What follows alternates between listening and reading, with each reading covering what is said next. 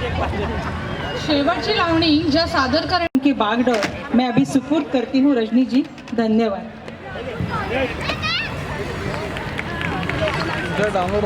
आप सभी को मैं सभी का अभिवादन करती हूँ। मंच पर सभी संस्था के पदाधिकारियों को मैं आमंत्रित करती हूँ। उस क्रम में मैं सीमा ठाकुर जो हमारी संस्था की उपाध्यक्ष हैं उन्हें बुलाती हूँ।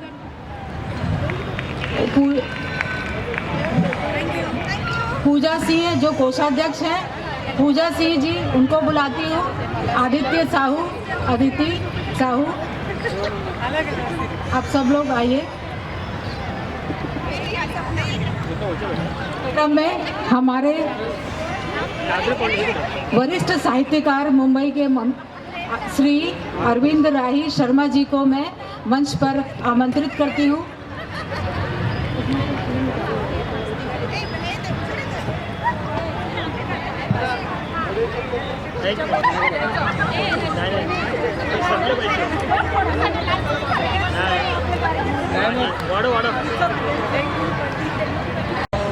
देशभक्ति की अभी आपने एक बहुत सुंदर रचना सुनी, और जब देशभक्ति की बात आती है तो हमारे जो है रोम रोम में उत्तेजना आ जाती है, उत्साह आ जाता है कि देशभक्ति चीज़ ही ऐसी है।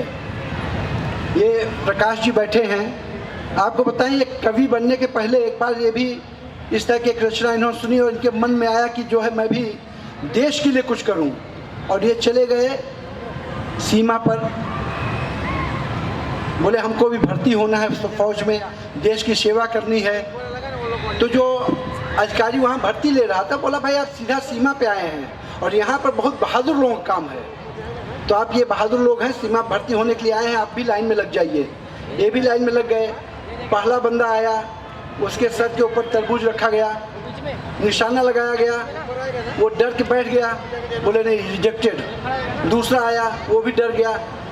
पाँचवें नंबर पे इनका नाम आया, ये आए, इनके सर पर तरबूज रखा गया, निशाना लगाए, निशाना लगा, तरबूज में थोड़ा भी नहीं हिले, तरबूज फट गया। ये एकदम नहीं डरे, एकदम नहीं हिले। ऑफिसर खुश हुआ, बोला शाबाश, ऐसे ही नौजवान चाहिए। अच्छा बेटा एक काम करो, ये 10 रुपये लो, जाके अपनी शर्ट धुलवा लेना। और बोले पैंट की धुलाई का तेरा बाप देगा? तो धीरे धीरे समझ में आएगा। आइए हास्य के सशक्त हस्ताक्षर प्रकाश झा जी से उनकी रचना सुनते हैं। भाई प्रकाश झा जी हास्य, व्यंग, गज़ल तमाम तरह की रचनाएं लिखते हैं। आज यहाँ पर हास्य के लिए हम आपको विशेष करके दावत दे रहे हैं। आगे आपकी जो इच्छा हो, स्वागत है आपका। भाई प्रकाश जी।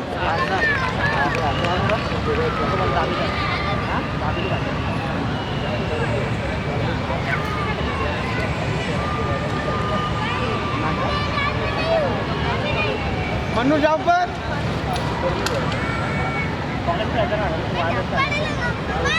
आज की शाम इस समारोह में उपस्थित आप सभी देवियों और सज्जनों का मैं हृदय से अभिनंदन करता हूं, वंदन करता हूं, नमन करता हूं, स्नेह का तिलक और प्रेम का चंदन करता हूं। देवियों और सज्जनों, एक भक्त के लिए उसका आराध्य उसका देव होता है, लेकिन एक कवि के लिए आराध्य केवल उसका श्रोता होता है। तो जैसे देव अपने आहुति से अपने ईश्वर को प्रसन्न करता है, मैं अपने शब्दों से आपके हृदय को प्रसन्न करने की कोशिश करूंगा।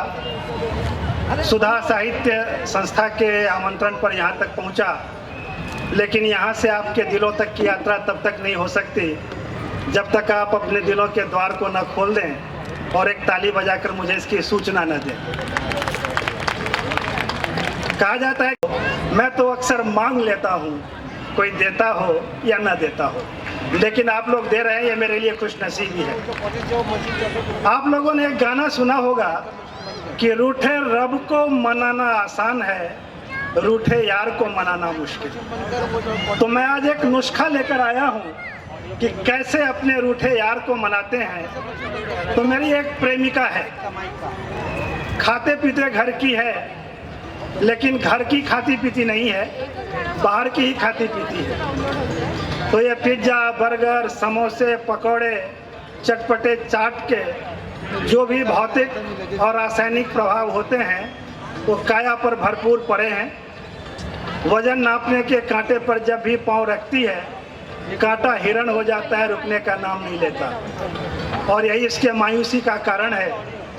एक दिन मायूस उदास मेरे पास आ गई और मैं उसे मनाने की कोशिश कर रहा हूँ, और यही इस कविता का सौंदर्य है कि अब तो खा लो पान प्रिय, खिल जाएगी मुस्कान प्रिय। ये सूखे ओठ, ये बिखरे बाल, कहाँ है तेरा ध्यान प्रिय, अब तो खा लो पान प्रिय। इस सुंदर कोमल काया से तुम कितनी वर्जिश करती हो, इस सुंदर कोमल काया से तुम कितनी वर्जिश करती हो। इस अंगूरी यौवन को तुम पिघलाकर किशमिश करती हो, भोजन भी भरपेट न करती, कैसी हो नादान प्रिय, अब तो खा लो पान प्रिय। सिगरेट सरीखी बाहें कर ली, मोमबत्ती सी टांग, सिगरेट सरीखी बाहें कर ली, मोमबत्ती सी टांग, मन ही मन भरने लगी सुंदरता का स्वांग। दुबली पतली होने के चक्कर में कितना है से लेकर के टेलीविज़न, थिएटर, रंगमंच, तमाम चीज़ें हैं, तमाम माध्यम हैं जिनके माध्यम से हम जुड़े हैं, अपनी बातें कहते हैं। लेकिन इन सबसे अलग एक माध्यम है कवि सम्मेलन का। कवि लोग अपने मन की नहीं, आपके मन की बात अपनी भाषा में, अपनी वाणी से कहते हैं कि गीत तुलसी ने लिखे तो आरती सबने उतारी, राम का बस नाम है, गाथा हमारी और तुम्हारी। तो ये जो यहाँ गीत, कोई कविता कहेगा, कोई गीत कहेगा, कोई गज़ल पढ़ेगा, कोई हास्य व्यंग में बात कहेगा, लेकिन बात तो आपकी ही है। आपकी बात अपने अंदाज में कहने के लिए यहाँ पे एकत्रित हुए हैं। और जो संवेदना है, संवेदना सबकी एक सी होती है। बेटी किसी की विदा होती है, लेकिन वहाँ जितने लोग उपस्थित होते हैं सबकी आंखें नम हो जाती हैं, क्योंकि संवेदना का स्तर सबका एक है, सबकी संवेदना एक है। वहाँ पे सबको अपनी बेटी की झलक दिखती है। गमज़दा आँखों का पानी एक है और जख्मों की निशानी एक है। हम व्यथाओं की कथा किससे कहें, आपकी मेरी कहानी एक है, आपकी मेरी कहानी एक है। आपकी वही कहानी कहने के लिए, उसी संवेदना को स्वर देने के लिए यहाँ पर लोग एकत्रित हुए हैं। मैं अपने कवियों का एक छोटा सा परिचय आपके सामने रखना चाहूँगा। और हम साथ में हमारे कुछ विशिष्ट अतिथि भी हैं जिनका सानिध्य हमें अच्छा लग रहा है। मैं अगर उधर से बात करूं तो हमारे बीच में आदरणीय जितेंद्र तिवारी जी हैं। महाराष्ट्र की इस धरती पर उत्तर भारतीय समाज और महाराष्ट्र का हमारा ये समाज किस तरह से दूध में शक्कर के जैसा मिला घुला है, उसके प्रतीक है भाई जितेंद्र तिवारी जी। भारतीय जनता पार्टी के कर्मठ जुझारू नेता हैं। उनके बगल में देखिए, ध्यान से आप देखिए, उम्मीद से हैं, नहीं वो कोई और उम्मीद मत सोचिएगा, उम्मीद से है, कविताओं की उम्मीद से हैं। उनका नाम है अश्विनी उम्मीद जी। गज़लों के एक बहुत बड़े हस्ताक्षर हैं, सुप्रसिद्ध हस्ताक्षर हैं। और मित्रों, आपने अभी जो घनघोर तालियां बजाई हैं उसके लिए आपका बहुत बहुत धन्यवाद। इतनी घनघोर तालियां आपकी। बैठे हुए हैं डॉक्टर मुकेश गौतम जी। आज आप तमाम चैनलों पर उनको देखते हैं। हास्य व्यंग का न सिर्फ भारत में बल्कि अंतर्राष्ट्रीय स्तर पर विश्व के कम से कम आधा शतक देशों का दौरा कर चुके हैं। और तमाम एक चैनलों पर आप उनको लगातार देख रहे हैं। और इसके अलावा, हास्य व्यंग के अलावा अत्यंत गंभीर काम कर रहे हैं।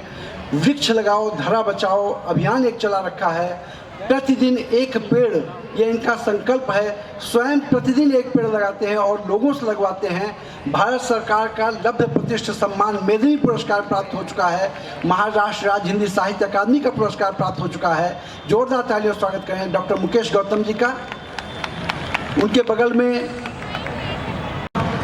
नाम है, महाराष्ट्र राज्य हिंदी साहित्य अकादमी से पुरस्कृत हैं। और बाल साहित्य से मेरा मतलब है, लेकिन इसी के साथ ये भी आवश्यक हो जाता है कि जब इंसानों में वफादारी कम होती जा रही है तो ये कुत्ते ही हैं जो हमें वफादारी सिखाते हैं। बहुत ही सशक्त शानदार रचना प्रकाश जी ने सुनाई। और इस रचना पर जिस तरह की आपकी तालियां आनी चाहिए थी मित्रों, क्षमा चाहूँगा लेकिन आपकी वो तक तालियां नहीं आई। बहुत ही संवेदनशील रचना। और आज की तो स्थिति ये है कि कुत्ते लड़ाए जाते हैं बोटी के वास्ते, कुत्ते लड़ाए जाते हैं बोटी के वास्ते, अखबार अब निकलते हैं रोटी के वास्ते, और धोती को छोड़कर बढ़े पतलून की तरफ, तरसेंगे एक रोज लंगोटी के वास्ते, तरसेंगे एक रोज लंगोटी के वास्ते। अगर हम अपने मूल्यों से अगर भटके तो वो दिन दूर नहीं कि जब ये सब बातें इतिहास की हो जाएंगी और हमें दर दर भटकना पड़ेगा अपने उन खोए हुए मूल्यों को खोजने के लिए। आइए हम पुनः उसी ओर यात्रा करते हैं। हमारे बीच में कई एक मातृशक्तियाँ हैं बैठी, हम एक नारी स्वर को आवाज़ दें। हम इसके लिए चाहते हैं कि आप जोरदार तालियों के बीच में आदेशित करें आदरणीय सीमा ठाकुर जी को उनकी रचना के लिए। आदरणीय सीमा ठाकुर जी।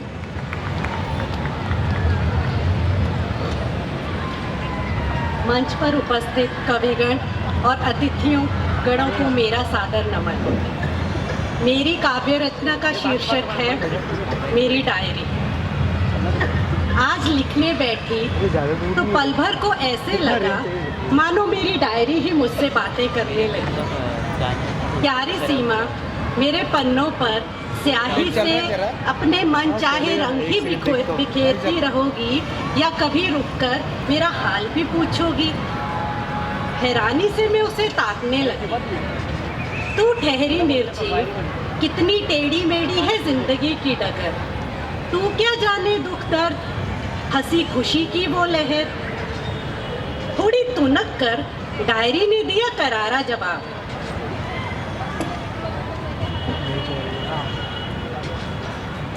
मानती हूँ सांस नहीं हूँ लेती, ना ही आकार हूँ बदलती, वस्तु हूँ मैं निर्जीव।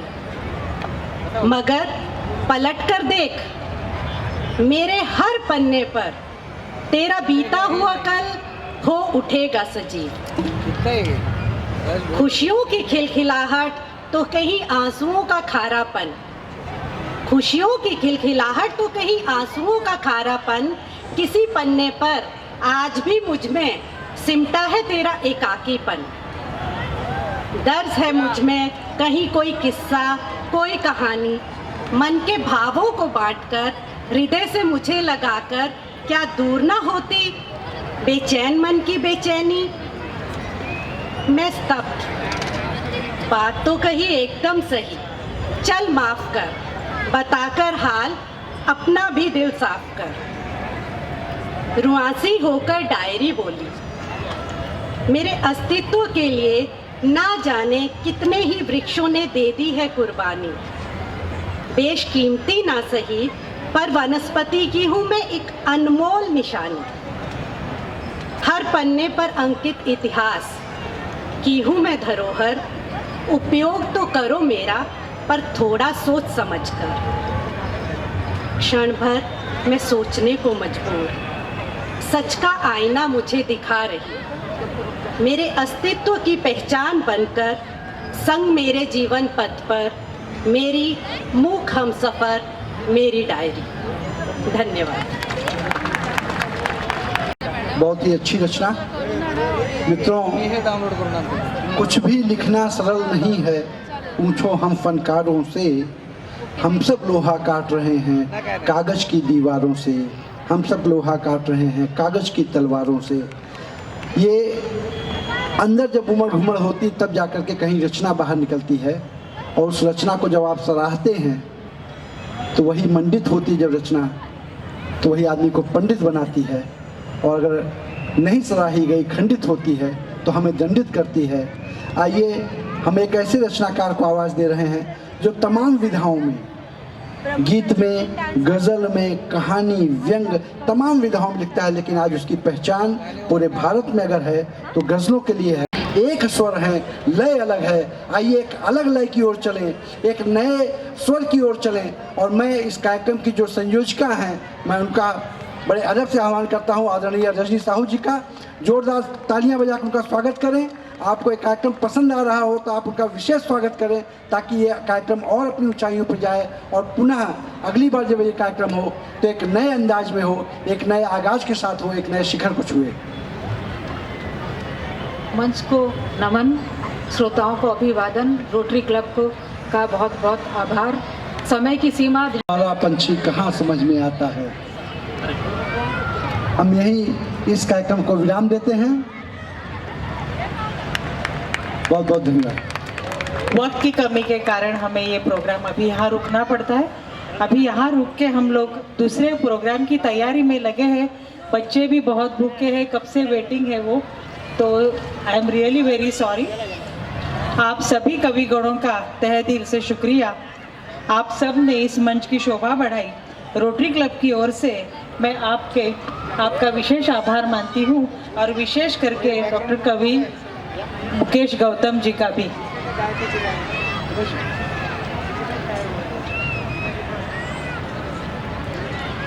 मी रोटरी क्लब वरिष्ठ रचनाकार डॉक्टर रमेश यादव जी की ओर से ये रोटरी क्लब को एक स्मृति चिन्ह प्रशस्ति पत्र प्रदान किया जा रहा है। मैं चाहता हूँ रोटरी क्लब के लोग आएँ। हाँ, रोटरी क्लब के पदाधिकारी ये मंच पर उपस्थित होने के लिए उनका आग्रह। स्मिता जी और